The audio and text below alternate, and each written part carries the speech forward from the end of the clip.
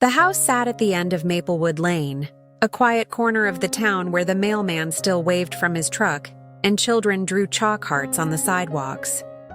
The white paint had long faded to a tired cream, and the shutters tilted slightly, but to Helen, it was perfect. It had been her world for 43 years, where she raised her son, tended her roses, and kept her memories safe. Most mornings began the same way. Helen in her robe, pouring coffee into her chipped blue mug, the one her late husband Frank bought on their honeymoon. The house creaked like an old friend waking up, and sometimes she'd still whisper to it, "You and me, old thing. We've been through it all." She wasn't crazy, just sentimental. The kind of woman who found comfort in routines and ghosts. Frank had been gone for 7 years now. A heart attack on a Tuesday morning. She still remembered the faint smell of pancakes when the ambulance came, the way his slippers stayed by the kitchen door for months after. His absence carved a silence that never really left. Helen learned to live with it, but never quite filled it. The house had become her anchor. Then came David, her only son. Her pride, her purpose. He'd grown into a handsome man with a voice that sounded just like his father's, steady, certain. But lately, she'd seen something new in his eyes. Worry, restlessness, maybe guilt. He'd been visiting more often, stopping by after work, bringing her groceries, fixing things that didn't really need fixing. She appreciated it, but deep down, she knew it wasn't just love that brought him. One afternoon, he showed up with that serious look on his face. Helen was sitting on the porch with her knitting when he said, "Mom, we need to talk about the house." Her hands paused mid-stitch. "What about it?" He hesitated, shifting his weight. "You're getting older, Mom. This place, it's too much for you. The maintenance, the bills, it's just too much." Helen smiled gently. "I've managed this long, haven't I?" I know, he said quickly. "But things are changing. Property taxes are going up. The roof's falling apart. You shouldn't have to worry about that. You should be relaxing, enjoying your time." There was a warmth in his voice, a persuasive kind of care. Helen felt it tug at her heart. He was trying, she thought, trying to look out for her. That's what sons do. Still, something in her resisted. This was her home. Frank's home. Their life built brick by brick. David knelt beside her chair, taking her hands. "Mom, don't worry. I'll take care of the house." He said it with such conviction that it sounded like a promise carved in stone. And just like that, she nodded. "All right, dear. I trust you." She didn't know those would be the last peaceful words she'd speak about that house. Over the next few weeks, David started handling things. He said he'd spoken to the bank, sorted out the insurance, even met with someone about repairs. Helen didn't ask too many questions. She was proud of him, proud that her boy had turned into a man who wanted to help.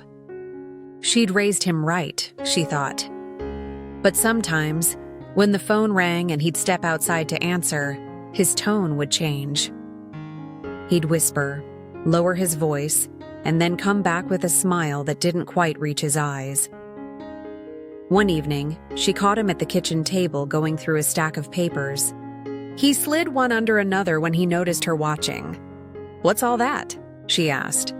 "Just bills, Mom," he said, smiling too quickly. "You don't have to worry about any of this stuff anymore." She wanted to believe him. So she did. The days slipped by quietly, the way they do when you think everything's fine. Helen baked her pies, tended her roses, and kept her window open at night so she could hear the crickets. She liked that sound. It made her feel less alone, but something was off. She noticed strangers standing by the gate one morning, pointing at the roof, taking notes on clipboards. When she asked, they said they were inspectors. David later explained they were checking the property value. "Just routine," he'd said. "We're getting everything up to date." Helen smiled, but her stomach turned cold. Then came the papers. One Sunday afternoon, David brought a folder. "These are just some forms for the house insurance," he told her. "We need your signature for legal purposes. Helen, half watching her favorite TV show, signed where he pointed. He kissed her forehead afterward. "You're doing the right thing, Mom." Those words felt comforting then. Later, they'd haunt her. Weeks passed. The house looked different, cleaner, tidier, almost staged. He'd brought in new curtains, repainted the porch, and packed some of her old things for storage. She didn't think much of it. He said it was temporary, that he was just helping her declutter. But every time another box disappeared into his car, it felt like a piece of her life went with it. One morning, Helen woke to the sound of voices outside. A couple stood in the driveway, pointing at the garden, smiling. She walked out in her robe, confused. "Can I help you?" "Oh, we're just looking," the woman said cheerfully. "We heard this place was up for sale." Helen froze. "For sale?" Before she could say more, David appeared behind her, his face tight but calm. "Mom, go inside," he said softly. "I'll handle this." Her hands trembled. "David, what's going on?" He sighed, rubbing his temples. "Mom, please, not now."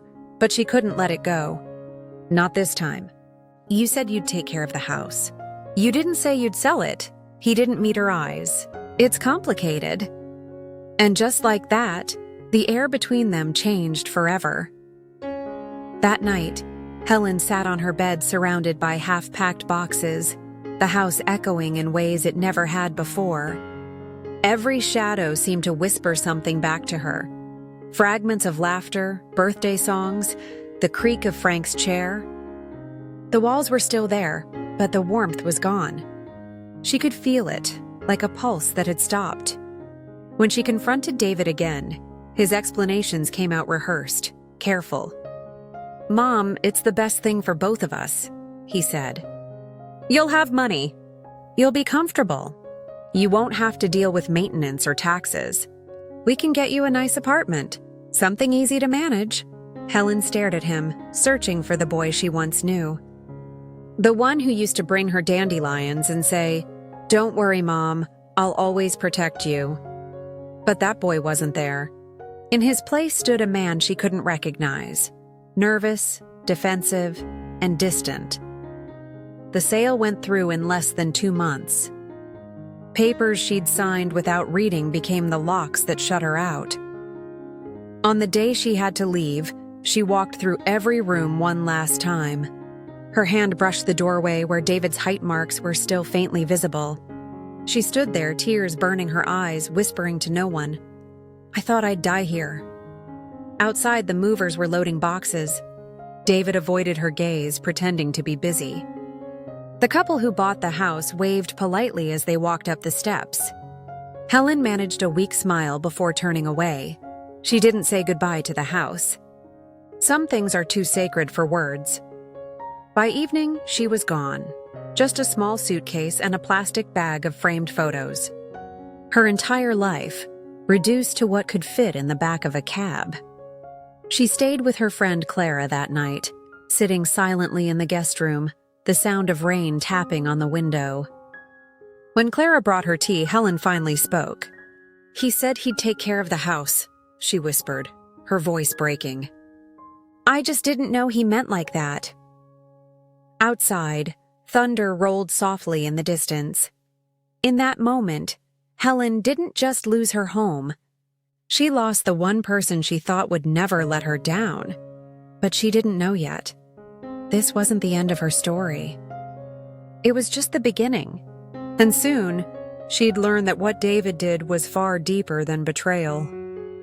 It was a secret that would shake everything she believed about love, trust, and family. The next few days blurred into each other.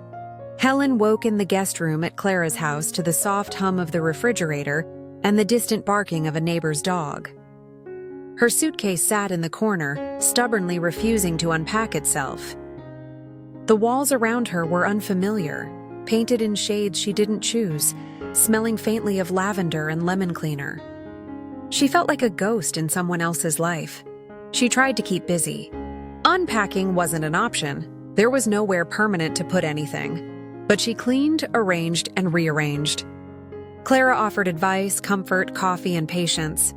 Helen accepted all of it with a polite smile, but none of it could erase the hollow ache inside her chest. The house she had built with Frank, the memories embedded in every wall and floorboard, had been traded like a commodity. Her son, the boy who once promised to protect her, had willingly handed it away. Late one evening, Helen found herself flipping through the photo albums she had brought along. The first album was of David as a baby.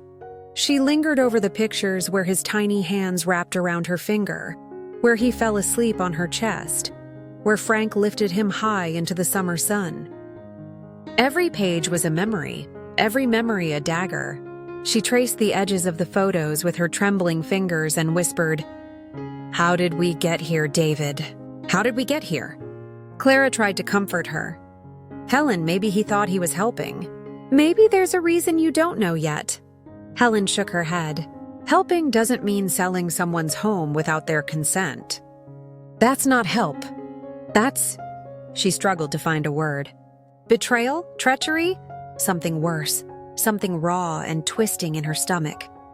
The days turned into a week, and Helen found herself wandering around the small town, trying to feel human again. She'd always loved the park by the river, a place where David used to play, his laughter echoing through the trees.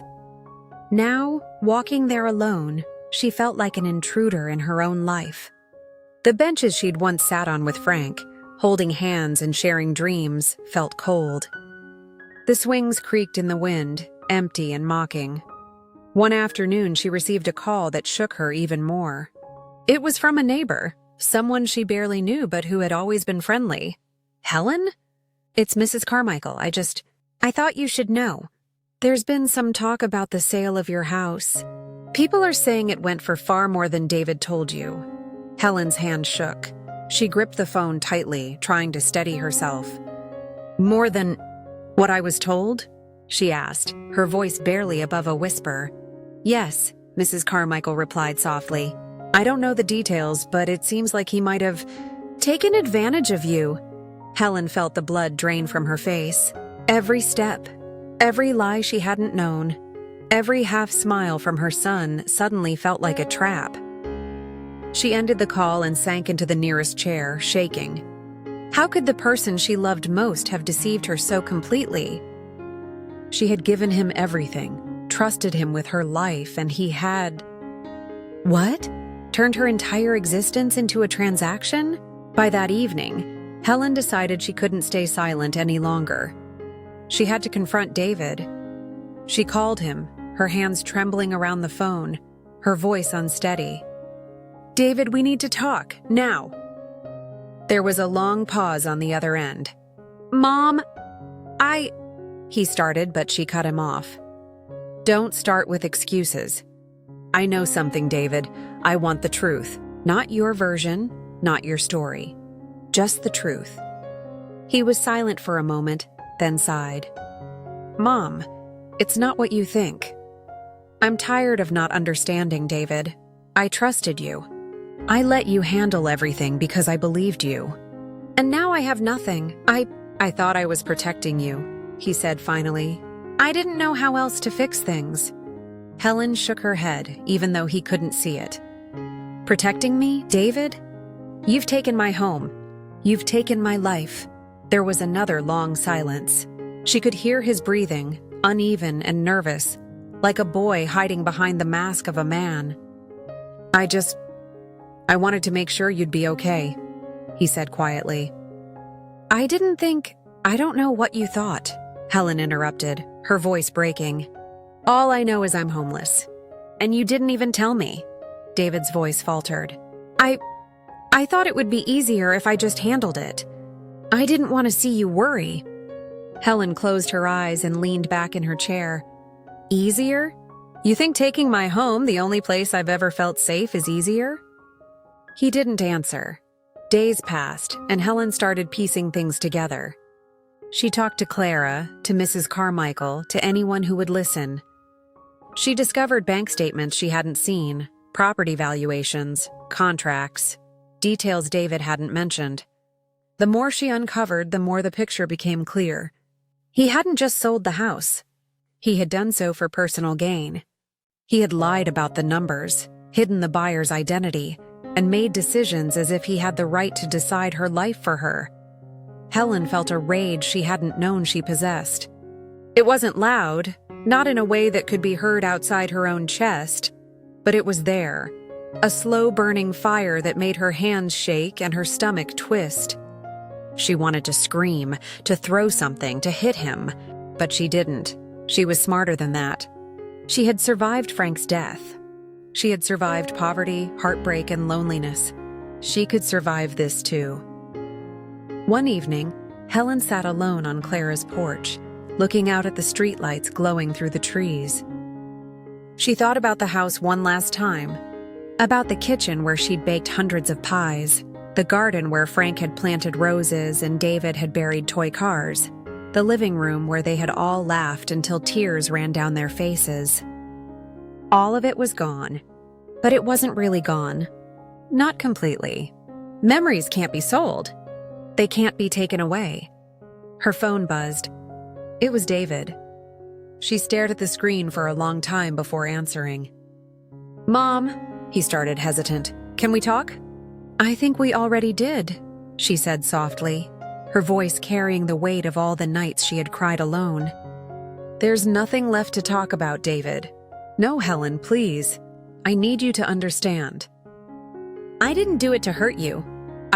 Helen cut him off. "I don't care about your intentions anymore. I care about what actually happened.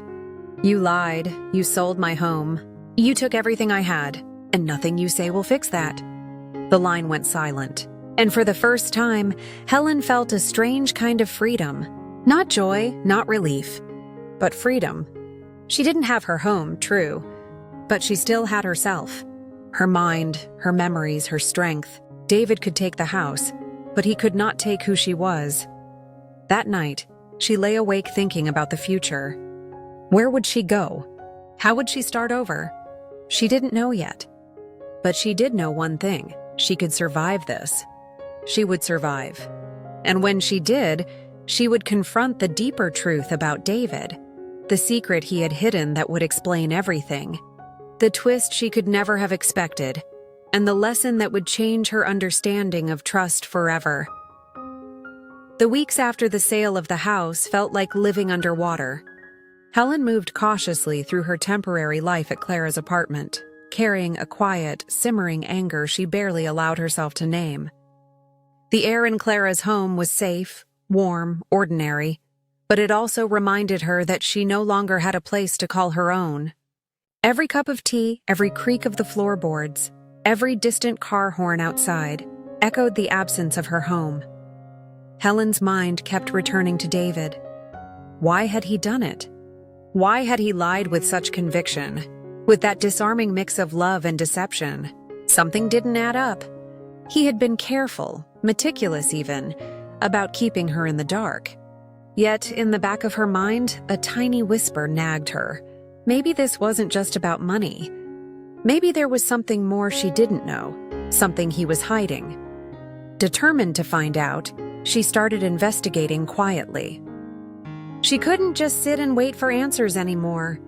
Helen didn't know where to begin, so she returned to the few documents she had kept. Copies of insurance forms, letters from the bank, old emails. Each page she examined revealed more inconsistencies, figures that didn't match what David had told her, signatures she didn't remember, approvals she supposedly gave but couldn't recall. Her pulse quickened as the truth she had suspected began to solidify into something undeniable. One evening, she decided to confront David again. Not on the phone, not over messages, but in person. She needed to see him, to watch him falter under her gaze. She packed a small bag, drove to his apartment, and waited in the lobby, her heart hammering. When he finally appeared, she could see the tension in his shoulders, the tight set of his jaw, the way his eyes darted around as if expecting someone to pounce. "Mom," he said, feigning casual warmth. "What are you doing here?" "I came for the truth, David," Helen replied steadily. "Not excuses, not stories, not half-truths. The truth. He hesitated, then led her into the living room. There, the distance between them seemed even greater, a chasm she couldn't cross with words alone. "I've been going through the papers," Helen said, placing a stack of documents on the table. "I know you sold the house for more than you told me. I know you hid the buyer's identity. I know you signed things in my name." David's face paled. He looked away. "Helen, I thought I was helping. I didn't want you to worry. I didn't think it would matter." "Didn't think it would matter?" Helen's voice rose, sharp but controlled. "David, this was my home. The house where you grew up. The walls that carried our laughter, our pain, our lives. And you sold it like it was a piece of furniture." He swallowed hard, running a hand through his hair. "I didn't have a choice," he admitted quietly. "I had to do it." "You wouldn't understand." Helen felt her knees weaken. "Then tell me, David, make me understand. Because right now all I feel is betrayal." He took a deep breath, avoiding her eyes. Then slowly, reluctantly, he began to speak. "Mom, there was someone else. Someone I had to pay off or they would ruin everything." Helen's stomach churned. "Someone else?" "Yes," he said, voice trembling. "I owed debts. From before. From college. I never told you because I didn't want you to worry, and I thought I could handle it. I thought I could fix it without taking anything from you. But it got worse. And the only way to protect you, to protect us, was to sell the house." Helen's mind raced. She wanted to scream, cry, collapse, anything that would release the tension curling inside her chest. But she stayed silent, letting the words sink in. She needed to hear everything. "They were threatening me," he continued, his voice breaking. "If I didn't pay, they said they would. They would make sure you lost everything anyway. I had no choice, Mom. I did it to protect you. I thought you'd understand later." Helen felt a mix of emotions, rage, relief, sorrow, and disbelief, swirling inside her like a storm. She had imagined greed, selfishness, carelessness, but not this. Not the fear, the desperation, the secret burden he had carried alone. She didn't feel safe yet. Not entirely, but for the first time, she understood part of the why behind the betrayal. "David," she whispered, voice trembling, "you could have come to me. You could have trusted me. I would have helped you. I always would have." "I know," he said, his voice barely audible. "I was scared. I didn't know how." Helen looked around the apartment. It was neat, modern, but cold. Nothing here carried history, nothing carried love. The weight of what had been lost pressed down on her, suffocating in its intensity. "I need time, David," she said finally. "Time to process this. Time to decide if we can rebuild any trust at all." He nodded, tears in his eyes. "I'll wait. I'll do whatever it takes." For days after, Helen wandered the town in a daze, thinking about the house, the debt, the choices, the lies. She started realizing that betrayal isn't always born from cruelty. It sometimes comes from fear, from love twisted by desperation. But even understanding didn't ease the pain. She still had nothing to show for decades of her life except memories she could carry in her heart. One night she returned to Clara's apartment, exhausted and tearful. "I talked to him," she whispered as Clara handed her a cup of tea. "I know why he did it. I think I understand. But it doesn't make it any easier." Clara sat beside her, squeezing her hand. "Understanding is the first step. Now you need to decide what to do with it. Do you let it destroy you, or do you use it to find your own strength?" Helen stared out the window at the quiet streets, the trees swaying gently in the evening breeze. She realized she had a choice. She didn't have to be defined by what was taken from her. She could rebuild. She could survive. She could even forgive someday, but on her terms. Then came another discovery. A letter slipped into one of the boxes she had saved from the old house. It was addressed to her in David's handwriting, but it hadn't been delivered. She opened it with trembling hands. "Mom," it began, "I'm sorry for everything. I didn't want to lose you, but I couldn't see another way. I hope one day you'll understand. There's more to this than I can explain over the phone. Please don't hate me." Helen read the letter over and over, feeling her anger soften slightly but not disappear. The twist she hadn't anticipated loomed in her mind. David hadn't acted out of greed alone, nor recklessness. There was a shadow over the house, a hidden pressure she had never seen, and only he knew its depth. She realized then that life rarely offers black and white answers. Betrayal and love often coexist in the same act, tangled and messy, leaving scars that may heal but never vanish completely. Helen felt a strange mixture of sorrow and resolve. She was alone, yes, and she had lost her home, but she still had herself. And with herself, she could forge a new path. By the end of that week, Helen made a decision. She would not let this define her life. She would reclaim her sense of safety, her dignity, and her voice. And she would uncover the full truth about the shadow David had tried to protect her from. A truth that would shock her, test her, and ultimately teach her a lesson she could never have anticipated. Helen had spent days poring over the documents David had tried to hide, trying to trace every signature, every note, every piece of evidence that might explain the shadow looming over the house. It was exhausting, both mentally and emotionally, but she couldn't stop. She needed answers, not just for herself, but to understand the son she thought she knew. The letters and statements revealed more than she expected. David had indeed been under pressure, but the scale of it was staggering. There were debts owed to a man named Leonard Cray, someone Helen had never met, someone whose name alone carried an air of menace in every document. Loans, interest payments, legal threats, everything pointed to one undeniable fact. David had been blackmailed. Helen sank into a chair, her hands shaking. She remembered the mornings when David would visit, carrying groceries or offering to fix something that wasn't broken. She had seen diligence. She had seen care. But behind that, there had been panic, fear, a quiet desperation. He hadn't just sold the house for himself. He had been fighting a battle Helen hadn't known existed, and she hadn't seen it because she had trusted him too blindly. The following day, she decided to confront Leonard Cray directly.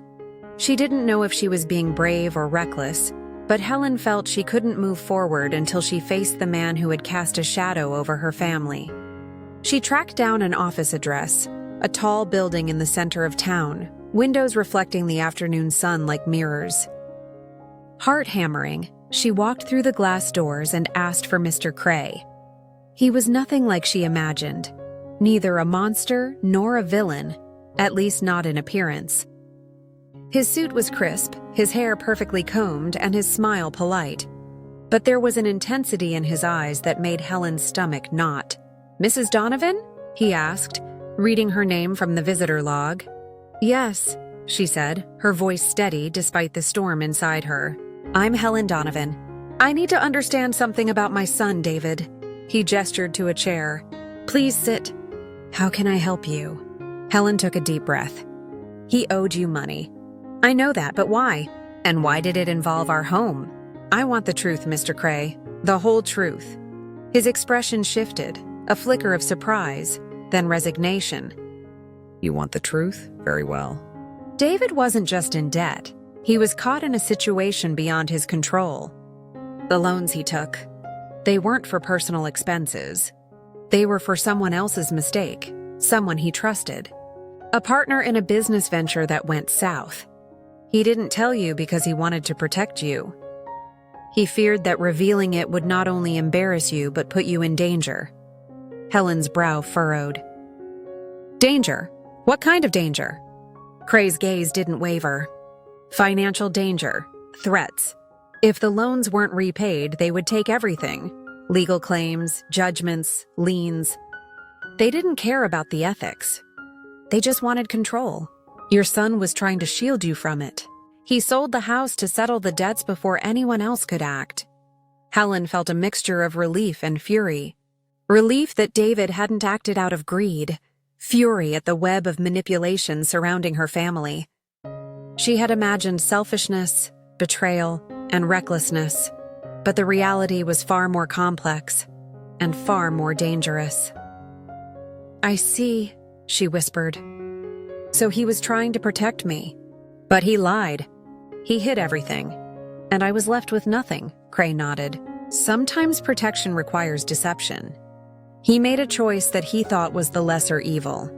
You can judge him all you want, Mrs. Donovan, but understand that the alternative would have been far worse."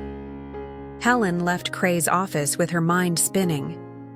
The world she had thought she understood, where betrayal was simple, where trust and loyalty were clear, was shattered. The truth was messy, painful, and yet it revealed something important.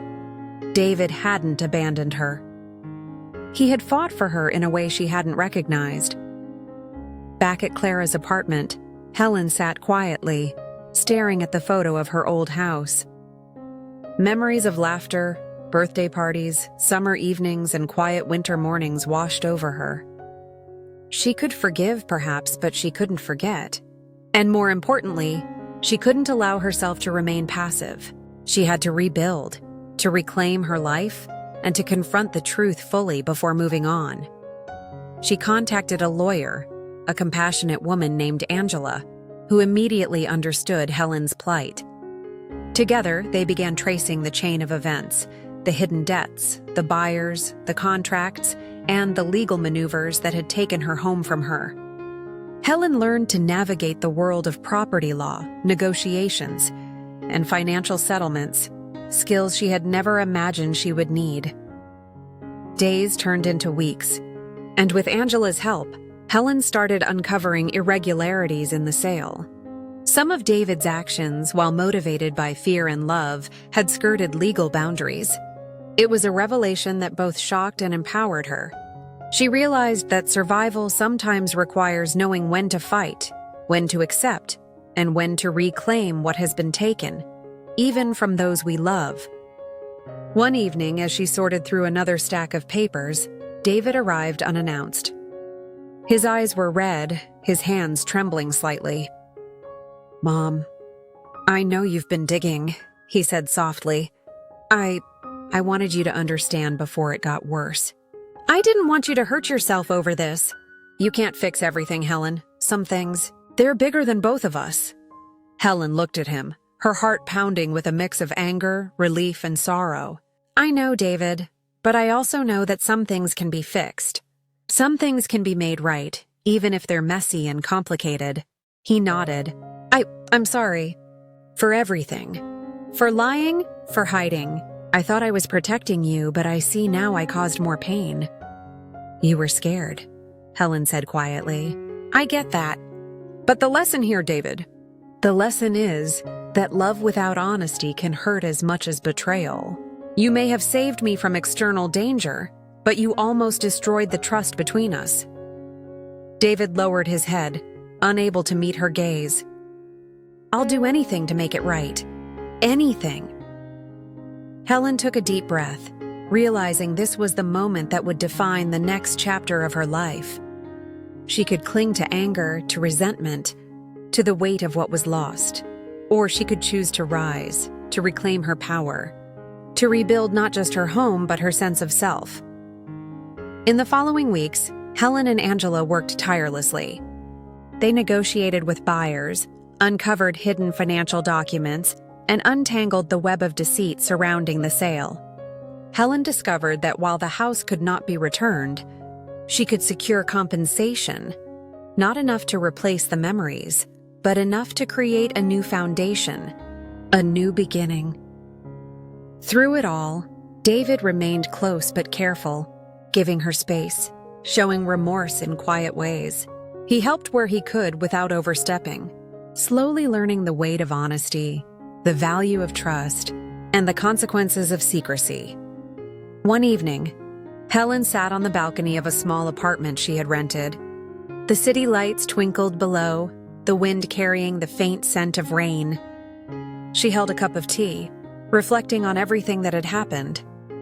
She had lost a home, felt betrayed, discovered hidden truths, and learned the depths of her son's love and fear. Life had been cruel, but it had also been enlightening. Helen realized something crucial. Betrayal and protection often wear the same face. Pain and love can intertwine so tightly that it's impossible to separate them. And trust, once broken, must be rebuilt with care, patience, and understanding. As she sipped her tea, she whispered to herself, "This isn't the end. It's a lesson, and I will rise from it, stronger, wiser, and with my heart intact." In the distance, she could see the outline of her old neighborhood. The house was still there, still standing, but its walls no longer held her life. And yet Helen felt something new, hope. Not a naive hope, but one forged in pain and tempered with clarity. The next steps of her life would not be easy, but they would be hers. She had survived betrayal, uncovered truth, and discovered the unexpected lesson hidden in the chaos of love, fear, and family. The weeks following Helen's quiet reflection were filled with a new kind of intensity. She had moved into her small apartment, a space that, while modest and unfamiliar, became her sanctuary. The walls were bare, the furniture minimal, but for the first time since losing her home, she felt a flicker of control. Helen had learned that home isn't just a building, it's a feeling, a space where one feels safe, valued, and capable. And she was determined to reclaim that feeling, even if it meant building it from scratch. Her work with Angela had progressed steadily. They were uncovering layers of financial manipulation, legal loopholes, and hidden transactions David hadn't fully explained. Each revelation made Helen's anger resurface, but also clarified the reality she faced. The house could not be returned. It had been sold legally, but compensation could be negotiated, settlements adjusted, and a path forward could be forged. Helen felt both empowered and haunted. Empowered because she could act.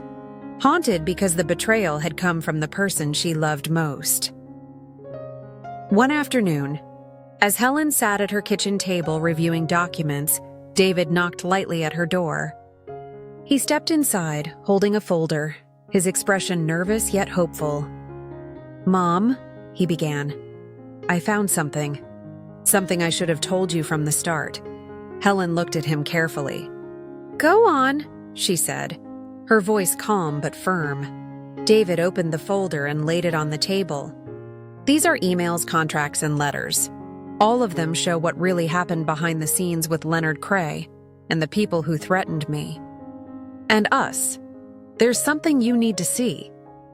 Helen leaned in, scanning the documents. And then she froze. Her heart pounded as the words sank in.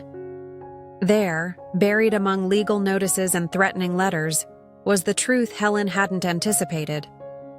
The person who had coerced David, forcing the sale of the house, wasn't just a creditor, it was someone connected to Frank's old business partner, a man who had resented Helen and her family for decades.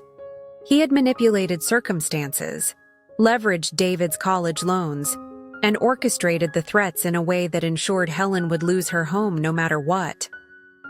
Helen's mind raced. All those weeks of anger, sorrow, and confusion, the lies she thought David had told out of fear or selfishness, were only part of the story. The bigger picture was far more complex. David's actions, as desperate and flawed as they were, had actually shielded her from a far greater danger. Tears welled in Helen's eyes, not from pain this time, but from the weight of understanding. She felt relief, guilt, and a strange kind of awe all at once. "David, you saved me," she whispered. He looked down, shaking his head. "I tried, Mom, I really did. I didn't know if I could protect you, but I couldn't let them take you and everything you built. I thought the house was the only way to settle it quietly." Helen's hands trembled. She reached across the table and grasped his. "You made mistakes, big ones. But you did it because you loved me. That's harder to face than betrayal. Love can hurt. It can fail us. But it can also save us when we least expect it. The revelation shifted everything. Helen realized that the narrative she had been telling herself, the story of loss, betrayal, and deception, was incomplete. The truth had layers, and only by peeling them back could she see the full picture. Over the next few days, Helen worked closely with David and Angela to confront the real perpetrators behind the threats. The process was exhausting, filled with tense phone calls, legal threats, and sleepless nights. But Helen felt a newfound strength guiding her actions. She was no longer a victim of circumstance. She was a force to be reckoned with, a woman reclaiming her life piece by piece. During this time, Helen also confronted her own feelings. Anger, sorrow, and fear mingled with relief and gratitude. She realized that trust and love are not always simple. They can be messy, fraught with mistakes, hidden intentions, and unintended consequences. But when they survive the storm, they become stronger, tempered by understanding and resilience. One evening, Helen and David sat together in her apartment, surrounded by the quiet hum of the city. Outside, the streets glowed with streetlights reflecting off wet asphalt from a recent rain. The moment was calm, but it carried the weight of everything they had endured.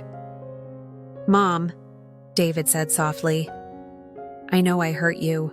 I don't expect forgiveness right away, and I can't undo what's been done. But I want you to know, everything I did to protect you, and I hope one day you'll understand that." Helen looked at him, searching his eyes. She saw fear, regret, love, and determination. She saw the boy who once promised to protect her, and the man who had tried, imperfectly, recklessly, to keep that promise. "I understand now, David," she said, her voice firm but gentle. "I may not agree with how you did it. I may never forget the fear and pain, but I understand, and that matters more than anything." That night, Helen lay in bed thinking about the twists of fate, the lessons learned, and the fragile, complicated nature of trust. She realized something profound. Life doesn't always give us the clarity we want, nor the justice we deserve. But it does give us choices. Choices about how we respond, how we heal, and how we carry forward. The twist, Helen understood, wasn't just about David or the house. It was about perspective, about recognizing that love can wear many faces, some painful, some protective, and some nearly impossible to comprehend until we see the full picture. By the end of the week, Helen had taken steps to secure her future. With the settlements negotiated, the threats neutralized, and the truth unveiled, she began rebuilding her life, not just materially, but emotionally. She started looking for a new home, smaller but manageable, where she could create new memories, free from shadows and fear. Helen also began reconnecting with her community, attending local events, volunteering at the library, and slowly, cautiously, letting herself trust again. Her relationship with David remained complicated, filled with lessons, apologies, and efforts to rebuild what had been broken. But there was hope, a fragile, resilient hope that had been forged in the crucible of betrayal, danger, and revelation. One evening, as Helen sat by her window watching the sunset, she reflected on the journey she had endured. She had lost everything she thought defined her home, her sense of security, and her certainty about her son. But in that loss, she had found clarity, strength, and a deeper understanding of love, trust, and resilience. She whispered to herself, "I lost a home, but I found myself. I nearly lost my heart, but I didn't. And that is everything." The twist had been revealed, the secret laid bare, and the lesson was clear. Betrayal is not always what it seems. Protection and deception can coexist in ways that confuse, hurt, and ultimately teach us about the depths of love. Helen had survived, learned, and emerged stronger. And for the first time in months, she felt truly at peace, not because the past was erased, but because she had faced it fully, understood it, and chosen to rise above it. The morning sunlight poured through the small window of Helen's new apartment, glinting off the teacup she held in her hands.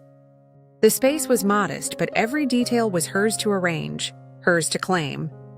For the first time in months, Helen felt the quiet hum of control, a rhythm that had been missing since the house on Maplewood Lane was sold. She was no longer a woman defined by what she had lost. She was defined by what she had survived. The phone rang, cutting through the quiet. It was David. Helen took a deep breath before answering. "Good morning," she said, her voice calm but firm. "Mom." "I just wanted to check in," David said, his voice hesitant, carrying traces of remorse, hope, and something softer, almost tender. "I know, David," Helen replied, "and I appreciate it. But I've been thinking, I need to start rebuilding my life on my terms. That doesn't mean forgetting the past. It means understanding it and moving forward." He was quiet for a moment. I understand. I want to support you however I can, Mom. No more secrets, no more lies." Helen smiled softly. "Thank you. That's all I need right now." As she hung up, Helen gazed out the window, the city stretching below her in warm, golden light. She felt a strange mixture of sorrow and relief. The house on Maplewood Lane was gone, yes, but the experiences, the memories, and the lessons it held could never be taken from her. She realized that life isn't about possessions. It's about resilience, love, and the courage to face truth even when it hurts. Over the next few weeks, Helen immersed herself in rebuilding her life. She painted the walls, bought a small table for her kitchen, and planted herbs in tiny pots by the window. Each small act felt symbolic, a reclaiming of space, of control, of identity. She started reconnecting with neighbors, friends, and old acquaintances, gradually weaving a new life from the threads of the old. Helen also devoted time to reflection.